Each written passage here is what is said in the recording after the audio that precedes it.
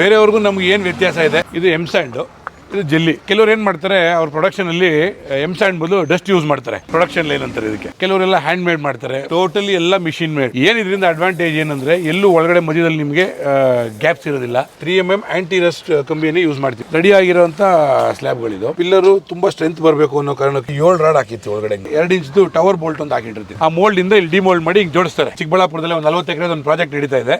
ಆ ಪ್ರಾಜೆಕ್ಟ್ ನೀವು ನೋಡ್ತಾ ಇದ್ರೆ ಈಗ 30-40% ಕಮ್ಮಿ ಖರ್ಚಲ್ಲೂ ಯಾವುದೇ ತರ ದನ ಕರುಗಳಾಗಿರ್ಲಿ ಯಾವ ಒಳಗಡೆ ಎಂಟರ್ ಆಗೋದಕ್ಕಾಗೋದಿಲ್ಲ. ಇಲ್ಲೆಲ್ಲೂ ಇದು ಗ್ರಿಪ್ ಇಲ್ಲ, ಹಂಗಾಗಿ ಹತ್ತೋದಕ್ಕೆಲ್ಲ ಆಗೋದಿಲ್ಲ. ಇದು ಈಸಿಲಿ 35-40 ವರ್ಷ ಖಂಡಿತವಾಗ್ಲೂ ಬಾಳಿಕೆ ಬರುತ್ತೆ. ನಮಸ್ಕಾರ, ನಾನು ಕಿರಣ್ ಅಂತ. ನಮ್ಮದು ಸಂಸ್ಥೆ ಹೆಸರು ನರೇನ್ ಗ್ರೂಪ್ಸ್ ಅಂತ. ನಾವು ಸುಮಾರು ಒಂದು 5 ವರ್ಷದಿಂದ ಈ ಪ್ರೀಕ್ಯಾಶ್ ಕಾಂಪೌಂಡ್ ವಾಲ್ಸು ಮತ್ತು ಕಾಂಕ್ರೀಟ್ ಪ್ರಾಡಕ್ಟ್ಸ್ನ ಮ್ಯಾನುಫ್ಯಾಕ್ಚರ್ ಮಾಡ್ಕೊಳ್ತಾ ಬರ್ತಾ ಇದ್ದೀವಿ. ನಾವು ಈ ಸರ್ವಿಸ್ನ ಒಂದು 5 ವರ್ಷದಿಂದ ಕೊಡ್ತಾ ಇದ್ದೀವಿ. ಇದು ನಮ್ಮ ಮ್ಯಾನುಫ್ಯಾಕ್ಚರಿಂಗ್ ಯೂನಿಟ್ ಇದು. ಸೊ ಇದು ಬಂದು ಎಕ್ಸಾಕ್ಟ್ ಆಗಿ ಎಲ್ಲಿ ಲೊಕೇಟ್ ಆಗಿದೆ ಸರ್ ಇದು?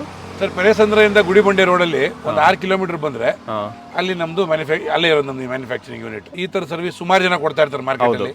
ಆದರೆ ಬೇರೆಯವ್ರಿಗೂ ನಮ್ಗೆ ಏನು ವ್ಯತ್ಯಾಸ ಇದೆ, ನಾವು ಯಾವ ಗುಣಮಟ್ಟದಲ್ಲಿ ನಮ್ಮ ಪ್ರೊಡಕ್ಷನ್ ಮಾಡ್ತೀವಿ, ನಮ್ಮ ಪ್ರಾಡಕ್ಟ್ ತಗೊಳ್ಳೋದ್ರಿಂದ ಅವ್ರಿಗೆ ಎಷ್ಟು ಡ್ಯೂರಬಿಲಿಟಿ ಬರುತ್ತೆ, ಕ್ವಾಲಿಟಿಯಲ್ಲಿ ಎಷ್ಟು ಡಿಫ್ರೆನ್ಸ್ ಇರುತ್ತೆ ಅನ್ನೋದನ್ನ ತಿಳಿಸ್ಕೊಡೋದಕ್ಕೆ ಇಲ್ಲಿ ಕರ್ಕೊಂಡ್ಬಂದಿವಿ. ಬನ್ನಿ, ನಮ್ಮ ಯೂನಿಟ್ ತೋರಿಸ್ತೀನಿ ನಿಮಗೆ. ಸೊ ಟೋಟಲ್ ಮ್ಯಾನುಫ್ಯಾಕ್ಚರಿಂಗ್ ಆಗೋದೆಲ್ಲ ಇಲ್ಲೇನಾ ಸರ್? ನೋಡಿ, ಇದು ಒಂದು 2.5 ಎಕರೆ ಇದೆ. ಇಲ್ಲೇ ನಮ್ದು ಮ್ಯಾನುಫ್ಯಾಕ್ಚರಿಂಗ್ ಆಗೋದು. ನೋಡಿ, ಇದು ಎಮ್ ಸ್ಯಾಂಡು, ಇದು ಜೆಲ್ಲಿ. ಕೆಲವರು ಏನು ಮಾಡ್ತಾರೆ, ಅವ್ರ ಪ್ರೊಡಕ್ಷನಲ್ಲಿ ಎಮ್ ಸ್ಯಾಂಡ್ ಬದಲು ಡಸ್ಟ್ ಯೂಸ್ ಮಾಡ್ತಾರೆ. ಬಟ್ ನಾವು ಯಾವುದೇ ಥರದಲ್ಲೂ ಕ್ವಾಲಿಟಿ ಪ್ರಾಡಕ್ಟ್ಸ್ ಹಾಕೋದ್ರಲ್ಲಿ ರಾ ಮೆಟೀರಿಯಲ್ ಕಾಂಪ್ರಮೈಸ್ ಆಗೋದಿಲ್ಲ. ಯಾಕೆ ನಮ್ಮ ಪ್ರಾಡಕ್ಟ್ ಬಗ್ಗೆ ಜನಕ್ಕೆ ನಿಮ್ಗೆ ಏನು ನಮ್ಗೆ ದುಡ್ಡು ಕೊಡ್ತೀರೋ ಅದಕ್ಕೆ ಸಂಪೂರ್ಣವಾದಂಥ ಬೆಲೆ ನಾವು ಕೊಡಬೇಕು. ನಿಮಗೆ ಅಂತ ಪ್ರಾಡಕ್ಟ್ ಕೊಡಬೇಕು. ಅದಕ್ಕೋಸ್ಕರ ನಾವೇನು ಮಾಡ್ತೀವಿ ಅಂದರೆ, ಎಲ್ಲ ಅತ್ಯುತ್ತಮವಾದ ಕ್ವಾಲಿಟಿ ಇರೋಂಥ ಪ್ರಾಡಕ್ಟ್ಸ್ನ ಯೂಸ್ ಮಾಡಿ ನಮ್ಮ ಮ್ಯಾನುಫ್ಯಾಕ್ಚರಿಂಗ್ ಮಾಡೋದು. ಸೊ ಈ ಎಮ್ ಸ್ಯಾಂಡ್ ಯೂಸ್ ಮಾಡಿದ್ರೆ ಒಳ್ಳೆ ಕ್ವಾಲಿಟಿ ಬರುತ್ತಾ ಸರ್? ಸರ್, ಹೌದು, ನ್ಯಾಚುರಲಿ. ನೀವು ಅದೇ ಅಡುಗೆ ಮಾಡಬೇಕಾದಾಗ ನೀವು ಒಳ್ಳೆ ಪದಾರ್ಥಗಳು ಹಾಕಿದ್ರೆ ರುಚಿ ಚೆನ್ನಾಗಿ ಬರುತ್ತೆ. ಹೌದು. ಅದೇ ಥರದಲ್ಲಿ ನಾವು ಪ್ರೊಡಕ್ಷನ್ ಮಾಡಬೇಕಾದಾಗ ಒಳ್ಳೆ ಗುಣಮಟ್ಟ ಇರೋಂಥ ರಾ ಮೆಟೀರಿಯಲ್ಸ್ ಹಾಕಿದ್ರೆ ನಮ್ಮ ಫಿನಿಶ್ ಪ್ರಾಡಕ್ಟ್ ಕರೆಕ್ಟಾಗಿ ಇರೋದು ಬರುತ್ತೆ. ಅದು ಮಿನಿಮಮ್ 35-40 ವರ್ಷ ಬಳಕೆ ಬರಬೇಕು ಅಂತ ಈ ಥರ ಪ್ರಾಡಕ್ಟ್ ಹಾಕಿದ್ರೇ ಅದಕ್ಕೂ ಶಕ್ತಿ ಜಾಸ್ತಿ ಇರುತ್ತೆ. ಮೆಟೀರಿಯಲ್ಸ್ ಬರ್ತಾ ಇರುತ್ತೆ, ಅಲ್ಲಿ ಪ್ರೊಡಕ್ಷನ್ ಆಗ್ತಾ ಇರುತ್ತೆ, ಪ್ರೊಡಕ್ಷನ್ ಆಗಿರೋದಲ್ಲ ಆಚೆ ಹೋಗ್ತಾ ಇರುತ್ತೆ. ನಮ್ದು ಯಾವುದೇ ಟೈಮಲ್ಲೂ ಅಷ್ಟೇ ಇವರು ವರ್ಕರ್ಸ್ಗೆ ಕೆಲಸ ಇಲ್ದಂಗೆ ಖಾಲಿ ಕೈಯಲ್ಲಿ ಕೂತ್ಕೊಂಡ್ರೆ ಇರಬಾರ್ದಲ್ಲ ಅಲ್ವಾ. ಹಂಗಾಗಿ ಸ್ವಲ್ಪ ಸ್ಟಾಕ್ನ ಜಾಸ್ತಿನೇ ಇಟ್ಕೊಂಡಿರ್ತೀವಿ ಅವತ್ತು. ಪ್ರೊಡಕ್ಷನ್ ಲೈನ್ ಅಂತಾರೆ ಇದಕ್ಕೆ. ಇದು ನೀವೇನು ನೋಡ್ತಾ ಇದ್ದೀರಲ್ಲ, ಇದು ನಮ್ಮ ಪ್ರೊಡಕ್ಷನ್ ಲೈನ್. ಇದು ಓಕೆ. ಕೆಲವರೆಲ್ಲ ಹ್ಯಾಂಡ್ ಮೇಡ್ ಮಾಡ್ತಾರೆ, ಪ್ರೊಡಕ್ಷನ್ನ ಕೈಯಲ್ಲೇ ಮಾಡ್ತಾರೆ. ಅದು ಡೈ ಇರುತ್ತೆ, ಡೈನ ಕೈಯಲ್ಲಿ ಪ್ರೆಸ್ ಮಾಡ್ತಾರೆ, ಮತ್ತು ವೈಬ್ರೇಟರ್ ಹಾಕಿ ಅದನ್ನ ಮೋಲ್ಡ್ ಮಾಡೋಕ್ಕೆ ಇದು ಮಾಡ್ತಾರೆ. ನಮ್ದು ಆ ಥರದ್ದು ಏನು ಇರೋದಿಲ್ಲ. ಟೋಟಲಿ ಎಲ್ಲ ಮಿಷಿನ್ ಮೇಡ್, ಮಿಷಿನಲ್ಲಿ ಪ್ರೆಸ್ ಆಗಿರುತ್ತೆ.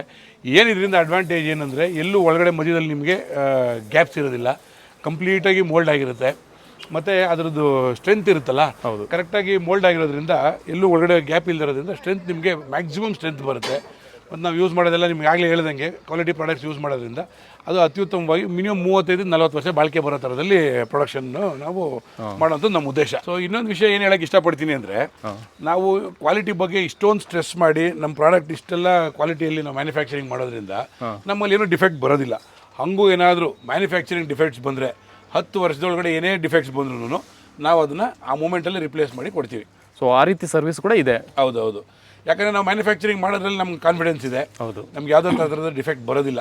ಹಂಗಾಗಿನೂ ಕೆಲವೊಂದು ಸತಿ ಏನಾದ್ರು ಬಂತು ಅಂದರೆ 10 ಇಯರ್ಸಲ್ಲಿ ರಿಪ್ಲೇಸ್ಮೆಂಟ್ ವಾರಂಟಿ. ನಾವು ಏನೇ ಮ್ಯಾನುಫ್ಯಾಕ್ಚರಿಂಗ್ ಡಿಫೆಕ್ಟ್ಸ್ ಇದ್ರೂ ಅದಕ್ಕೆ ರಿಪ್ಲೇಸ್ಮೆಂಟ್ ಇರುತ್ತೆ. ಇಲ್ಲಿ ನೋಡ್ತಿರೋದು ನಮ್ಮ ಸಿಮೆಂಟ್ ಗೋಡೌನ್. ಇದು ನಾವು ಯೂಸ್ ಮಾಡೋವಂಥದ್ದು Ramco 53 grade super fast curing ಸಿಮೆಂಟ್ನ ಯೂಸ್ ಮಾಡ್ತೀವಿ ನಾವು.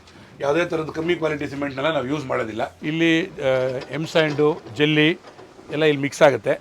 ಮಿಕ್ಸ್ ಆಗಿಬಿಟ್ಟು ಇದು ನಮ್ಮ ಲೇನ್ ಗೀನಿಗೆ ಹಾಕೊಂಡು ಹೋಗ್ತಾರೆ.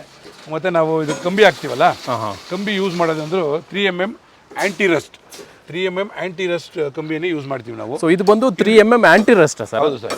ಇದರಿಂದ ಏನಾಗುತ್ತೆ ಅಂದರೆ, ನಮ್ಮ ಪ್ರಾಡಕ್ಟ್ಗೆ ಜಾಸ್ತಿ ಸ್ಟ್ರೆಂತ್ ಬರುತ್ತೆ. ಹೌದು. ನಾವು ಕಂಬಿ ಯಾವಾಗಲೂ ಎಷ್ಟು ಗುಣಮಟ್ಟದ ಹಾಕ್ತೀವೋ ಅಷ್ಟೇ ಸ್ಟ್ರೆಂತ್ ನಮ್ಮ ಪ್ರಾಡಕ್ಟಲ್ಲಿ ಇರುತ್ತೆ.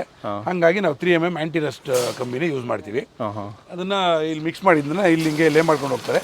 ಆ ನಂತರ ಅದನ್ನ ಮಿಷಿನಲ್ಲಿ ಪ್ರೆಸ್ ಮಾಡ್ತಾರೆ. ಸೊ ಪರ್ ಡೇಗೆ ಬಂದು ಎಷ್ಟು ಇವು ಸ್ಲ್ಯಾಬ್ಸ್ ರೆಡಿ ಮಾಡ್ತೀರಾ ಸರ್? ಸರ್ ನೋಡಿ, ನಮಗೆ ಆರ್ಡರ್ಸ್ ಇದ್ದಂಗೆ ನಾವು ಪ್ರೊಡಕ್ಷನ್ನ ಇದು ಮಾಡ್ಕೊತೀವಿ. ಯೂಶಲಿ ಒಂದು ಶಿಫ್ಟಲ್ಲಿ ಕೆಲಸ ಮಾಡ್ತಾರೆ. ಒಂದು ಶಿಫ್ಟ್ಗೆ ಸುಮಾರು 440 ಸ್ಲ್ಯಾಬ್ಗಳು ಪ್ರೊಡಕ್ಷನ್ ಬರುತ್ತೆ.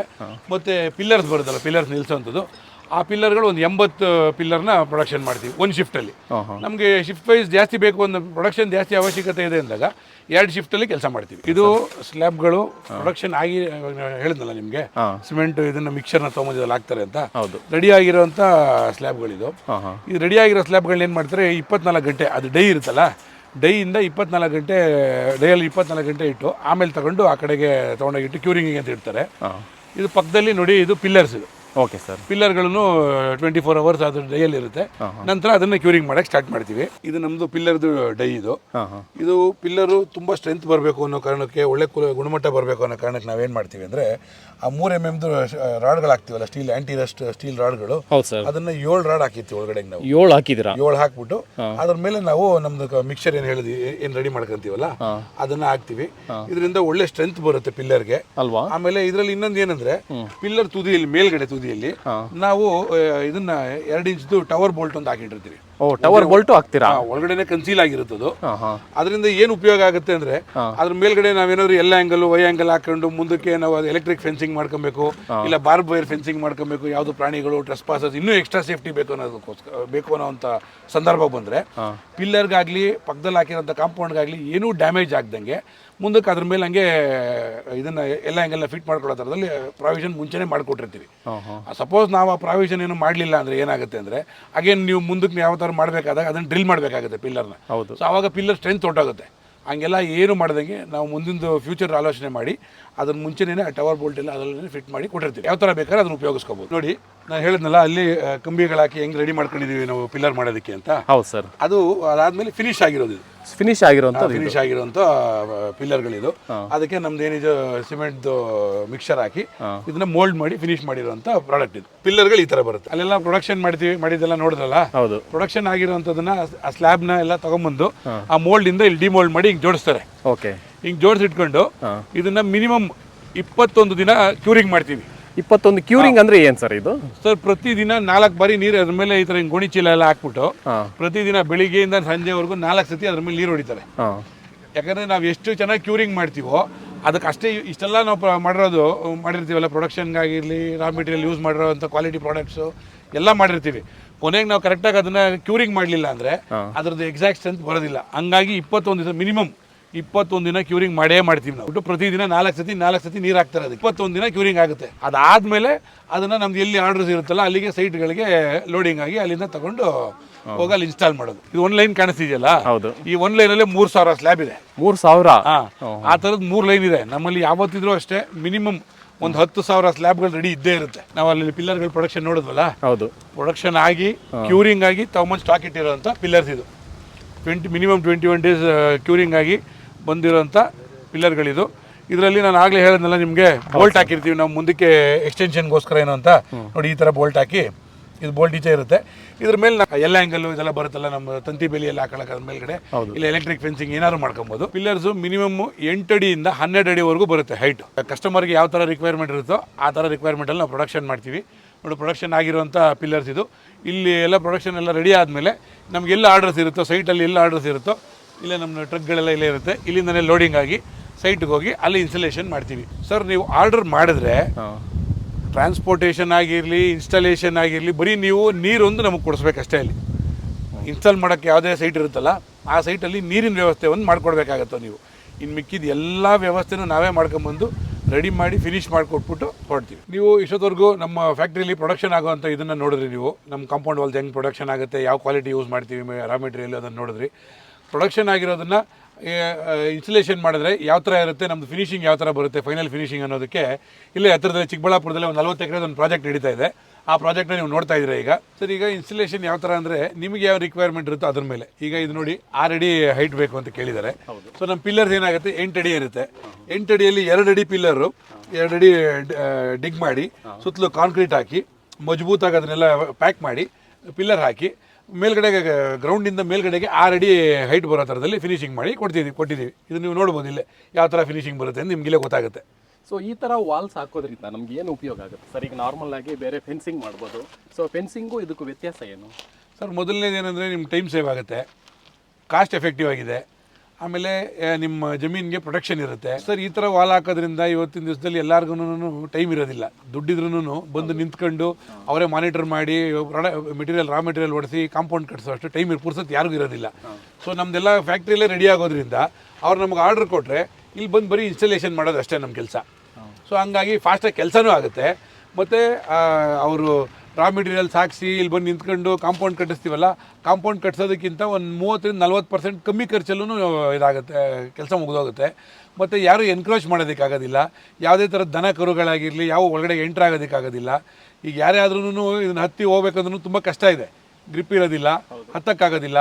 ಇದೆಲ್ಲ ಈ ಥರದ ಎಲ್ಲ ಬೆನಿಫಿಟ್ಸು ಅದರಿಂದ ಸಿಗುತ್ತೆ ಸರ್. ಈ ಥರದ ಕಾಂಪೌಂಡ್ನ ನಿಮ್ದು ಯಾವುದೇ ಥರದ ಜಾಗ KDBಯಲ್ಲಿ ನೀವು ಇಂಡಸ್ಟ್ರಿಯಲ್ ಲ್ಯಾಂಡ್ ಪರ್ಚೇಸ್ ಮಾಡಿರ್ತೀರಾ, ಇಲ್ಲಾಂದರೆ ನೀವು ರೈತರಾಗಿದ್ದರೆ ರೈತರ ಜಮೀನಿಗೆ ಹಾಕ್ಬೋದು, ಇಲ್ಲ ನೀವೆಲ್ಲ ಒಂದು ಕಡೆ ಸೈಟ್ ತಗೊಂಡಿರ್ತೀರ 30-40, 60-40, ಇಲ್ಲ ಯಾವುದೇ ಡೈಮೆನ್ಷನ್ ಸೈಟ್ ಆಗಿರಲಿ ಅದಕ್ಕೆ ಹಾಕೋಬೋದು.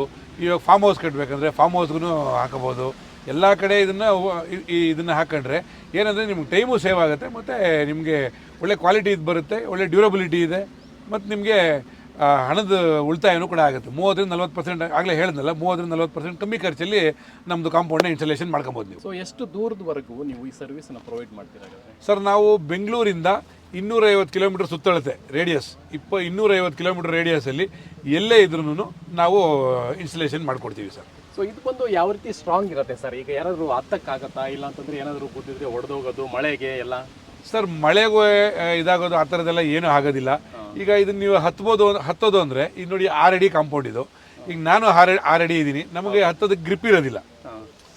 ಇಲ್ಲೆಲ್ಲೂ ಇದು ಗ್ರಿಪ್ ಇಲ್ಲ, ಹಂಗಾಗಿ ಹತ್ತೋದಕ್ಕೆಲ್ಲ ಆಗೋದಿಲ್ಲ. ಇದು ತುಂಬಾ ಸ್ಟ್ರಾಂಗ್ ಇರುತ್ತೆ, ದನ ಕರುಗಳು ಯಾವ ಎಂಟ್ರ್ ಆಗೋದಕ್ಕಾಗೋದಿಲ್ಲ, ನಿಮ್ಗೆ ಒಳ್ಳೆ ಲುಕ್ಕು ಇರುತ್ತೆ, ನಿಮ್ಮ ಜಮೀನಿಗೆ ಬ್ಯೂಟಿಫಿಕೇಶನ್ ಕೂಡ ಮಾಡ್ದಂಗೆ ಆಗುತ್ತೆ. ಹೌದು. ಈಗ ಮಳೆ ಬಂದರೆ ಇದರಲ್ಲಿ ಸಿಮೆಂಟ್ ಏನಾದರೂ ಬಿರುಕಾಗೋದು ಆ ಥರ ಏನಾದರೂ ಆಗೋ ಚಾನ್ಸಸ್ ಇರುತ್ತೆ ಹೆಂಗೆ ಸರ್? ಇದೆಲ್ಲ ಏನೂ ಆಗಬಾರ್ದು ಅನ್ನೋದಕ್ಕೋಸ್ಕರನೇ ನಾವು ನಿಮ್ಮ ಮುಂಚೆನೇ ಹೇಳಿದ್ದೀವಿ, 10 ವರ್ಷ ಮ್ಯಾನುಫ್ಯಾಕ್ಚರಿಂಗ್ ಡಿಫೆಕ್ಟ್ಸ್ ಏನೇ ನಮ್ಮ ಕಡೆಯಿಂದ ಮ್ಯಾನುಫ್ಯಾಕ್ಚರಿಂಗ್ ಡಿಫೆಕ್ಟ್ಸ್ ಇದ್ದರೆ 10 ವರ್ಷ ರಿಪ್ಲೇಸ್ಮೆಂಟ್ ವಾರಂಟಿ ಕೊಡ್ತಾರೆ. ಅದೇ ಇದಕ್ಕೆ ನಾವು ಮಾಡೋವಂಥ ಪ್ರಾಡಕ್ಟು ನಮ್ಮ ಪ್ರಾಡಕ್ಟ್ ಮೇಲೆ ಕಾನ್ಫಿಡೆನ್ಸ್ ಇದೆ. ನಾವು ಯೂಸ್ ಮಾಡೋವಂಥ ಮೆಟೀರಿಯಲ್ ಆಗಿರಲಿ, ಕ್ಯೂರಿಂಗ್ ಮಾಡೋ ರೀತಿ ಆಗಿರಲಿ, ಪ್ರೊಡಕ್ಷನ್ ಮಾಡೋ ರೀತಿ ಆಗಿರಲಿ, ಇದು ಎಲ್ಲದರಲ್ಲೂ ನಮಗೆ 100% ಕಾನ್ಫಿಡೆನ್ಸ್ ಇರೋದ್ರಿಂದನೇ ಈ ವಾರಂಟಿ ನಿಮಗೆ ಕೊಡ್ತಾ ಇರೋದು.